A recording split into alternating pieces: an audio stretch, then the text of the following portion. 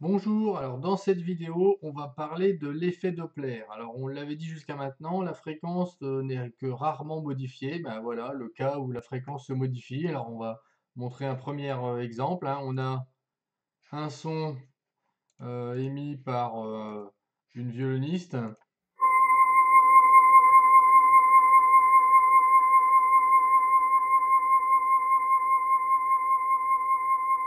Voilà, donc évidemment, elle entend toujours le même son. Maintenant, le même son, toujours émis par la violoniste, mais reçu par le personnage qui est sur le quai. Vous voyez la différence? Écoutez plutôt la différence.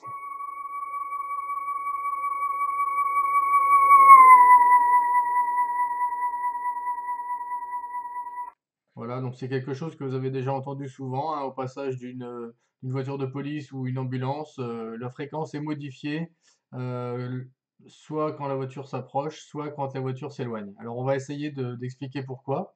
Donc une petite simulation. Donc le récepteur ici est représenté par un petit pingouin.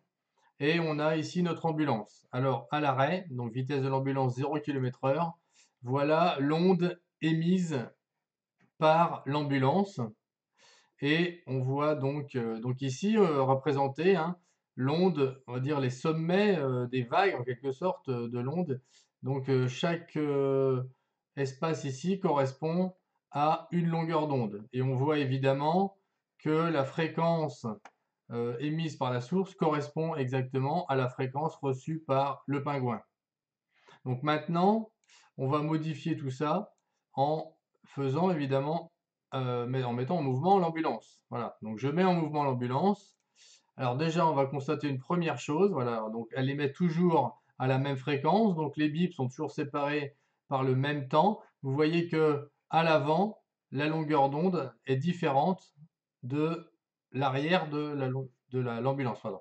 Et vous voyez donc que le pingouin, enfin une petite pause, le pingouin reçoit une longueur d'onde et donc une fréquence différente de celle émise par l'ambulance. Donc ça, c'est quand l'ambulance s'approche du pingouin. Et on va voir évidemment que lorsqu'elle s'éloigne du pingouin, donc là, il recevait cette partie-là, maintenant il va recevoir cette partie-là.